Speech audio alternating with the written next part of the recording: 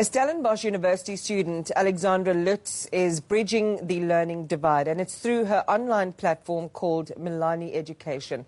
This platform shares learning content from the best schools in South Africa with high school learners at no cost. Milani has been entered into the regional round of the Entrepreneurship Development Program in Higher Education InterVarsity.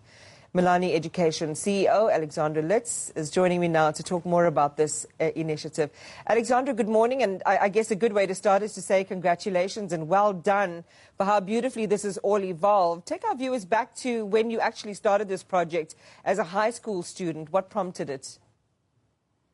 Good morning. Thank you so much for having me. So Milani Education started when I was a grade 9 pupil, and we were a part of the COVID-19 students. So as soon as COVID-19 happened, we went online seamlessly, and I didn't miss a single lesson of schoolwork. But it was at this moment that I realized how large the inequality in education in our country really is. And it came to my attention how many students then had access to no learning materials at all. So I started sharing some of my St. John's learning content with students from the Imbaleko Foundation. And the feedback from this project was so positive that I decided to create an online learning platform that shared this content with students at no cost. What might have been some of the challenges? You know, as we know, kids and children in a more formal or private school environment, have access to what's touted as premium, and that's why parents will make that sacrifice and pay for it.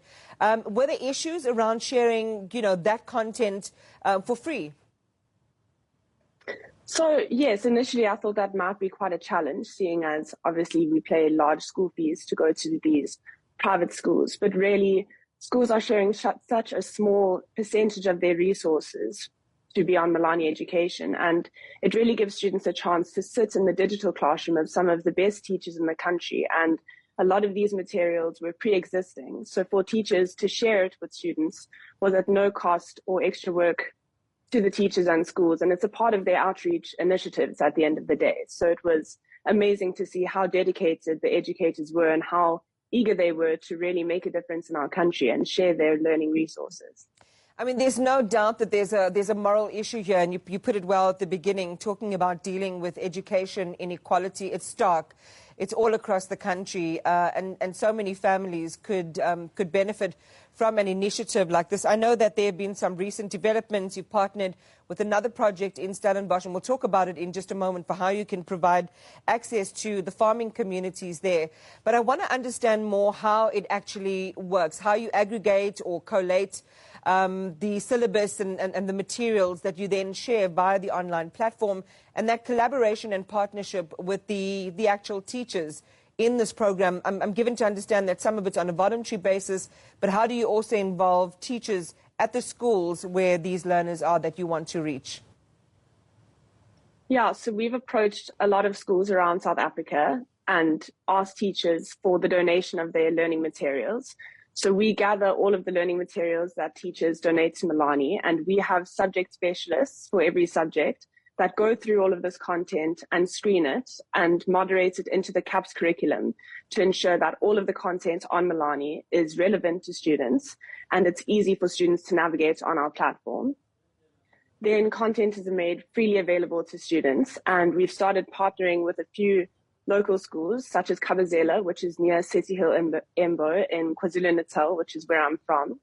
And we've approached these schools and showed them what Milani is, and that it's an open source platform open to any learner wanting to enhance their studies. And the positive feedback has been really great so far. We've now got over 800 students signed up. And as you mentioned, we've been able to partner with Pebbles Project, which has been another really amazing initiative. And all of the teachers at their foundation have been so eager to get on board and really help implement this platform for students to access and have a great learning tool at their disposal. In the Pebbles project, at least there's the advantage of some digital infrastructure. There's access to the devices. There is a formalized learning center. What are some of the challenges where there isn't that immediate digital access? Yes, so obviously the two major challenges in our country is access to connectivity as well as access to devices, which have been the two barriers to access in Milani. But we've found that through partnering with fellow nonprofits, this does remove both of those barriers. So if we can partner with nonprofits such as Pebbles that already have the devices and data, that would be amazing. But we're also looking into getting Milani zero rated, as well as having a few Milani afternoon centers, which would be amazing. So as we access more funding, and if we're able to partner with more organizations as well as corporates to donate these resources, we'll really be able to expand our reach and hopefully remove these barriers for students so that children can access these amazing resources that we have available on Milani. The wonderful thing about having a great idea is, of course, seeing it come to light, Alexandra, and I'll talk to you just now about the satisfaction that it must bring you. Let's talk about impact. You talked about 800 children, students signed up there on the platform. You started, sort of during COVID, and I imagine those first few days, weeks, months, even the first two years probably riven with challenges that you might not have foreseen. But what has been the impact? How have you seen lives change? Yeah, so as you said, it started as a very small idea, a very ambitious idea that I could never imagine coming to light at this scale. And it's taken a while for us to get the right developers, the right platform ongoing. Luckily, we were able to get the sponsoring from Bidvest and the Mika Foundation. And we're so grateful for both of them. Without Bidvest and the Mika Foundation's financial support, none of this could have been possible. But we've really seen that as we partner this year, we've put a lot of focus into our marketing and getting Milani out to as many young people as possible.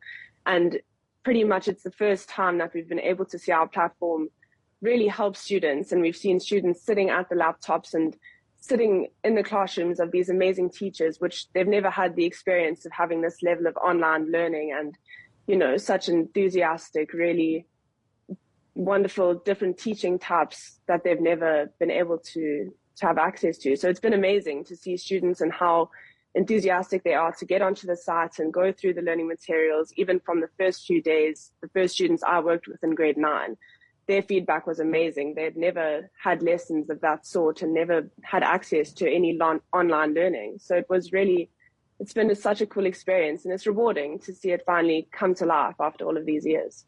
I mean, and who knows, as you say, you could not have anticipated the level of uptake, the iterative journey that the platform has been on to where it is right now. And maybe it changes the face of education in the country in general, where this would be free, this would be accessible to anyone with access to a tablet and data, and they can get on with good quality schooling. Is that what you're envisaging and dreaming of?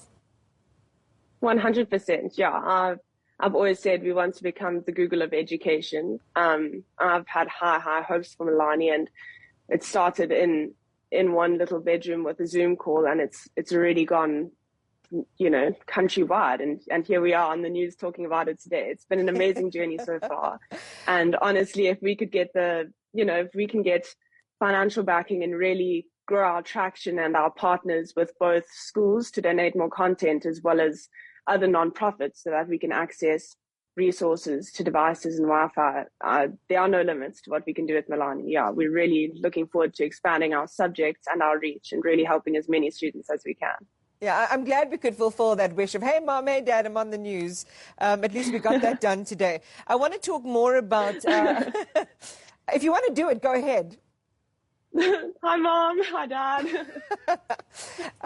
Let's talk about higher education InterVarsity. What's that about? And a little bit more about the competition as well. Yeah, the competition, I just came across it and saw that there was a social impact category. So I decided to enter and see what happens. And I was lucky enough to get into the first round and pitch Milani Education. And from there, I could never foresee the benefits that have come out of it. We've made some really awesome connections with Stellenbosch Network and other young entrepreneurs, and just to see what other young people are really striving to do, as well as having connections such as Stellenbosch Network, really getting our name out there. Honestly, just meeting with other like-minded young people is so inspirational, and hearing their insights and their views into our platform. And I'm really excited to see where it goes. And I think regionals will be a really cool opportunity to spread the word about Milani and get more connections and networking. So yeah. Yeah, and we really hope to profile more and more of you digital entrepreneurs to talk about how you're really solving for some of South Africa's social problems and the gaps, particularly the gaps that relate to inequality. Education inequality, of course, in the forefront. What are you hoping for? You've already got great partnerships. You already know that the concept works. You're probably hoping to scale, and you've shared some attributes of that. But what would be an absolute dream for you in the next step for Milani? Yeah, if we can get access to as much funding as possible, we're really looking to grow our team as we get more manpower in Milani, we can really start reaching new initiatives and new goals. We're working on maths lit, but we want to get going with physics and accounting and biology soon. So yeah, the more financial resources we have, obviously the more reach we can obtain and the more students we can help. And with that comes partnerships like Pebbles, other foundations. If we can connect with them and work together to combine our resources, that would be amazing. But yeah, basically just partnerships, connections, and access to more finances really is what keeps us as a non-profit organization going. So that would be our hope. Alexandra, who can access Milani right now? Is it for anyone, everyone? What are some of the parameters, and how do families apply?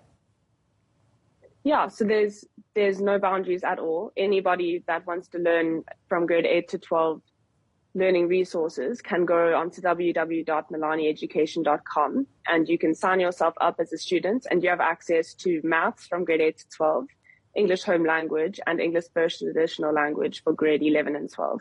So yeah, anyone is able to sign up, learn as a student, and you can pause, rewind, and rewatch videos as many times as you need until you've grasped the concept. So it's completely open for anybody to access. We want free access to world-class education for anyone wanting to broaden their learning. So yeah. Well, there's your purpose statement right there. Right now you don't have a full curriculum, right? Still building. Yeah, so maths, we've got quite a lot of resources. It's very well established. We're still working on English as we go, but maths lit is in the back end. We're trying to gather as many resources from teachers as possible so that we can launch that subject before exams this year. And yeah, it's constantly building and growing. As an online platform, we collect all content that teachers would be willing to donate, and we are working in the back end at all times to modify the curriculums and make sure that only the best content is available on our platform for students. Well, Alexandra, thank you very much for talking to us today. As I say, just providing a light in the darkness of what's happening in many quarters of our country today. So we appreciate you. Good luck with the competition. I can't wish you an unfair advantage over all of the other competitors, but I hope that you do well. And I hope that this project realizes all of the aspirations that you've shared with us today. So thank you so much for joining us on the program. Alexandra Lutz is a first-year student and CEO of online learning platform Milani Education.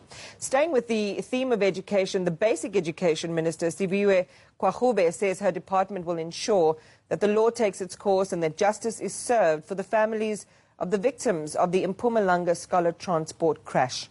6 pupils died near Middelburg on Wednesday, and this is when a bus collided with a train. The minister says an investigation is underway into claims that the bus driver was often under the influence of alcohol.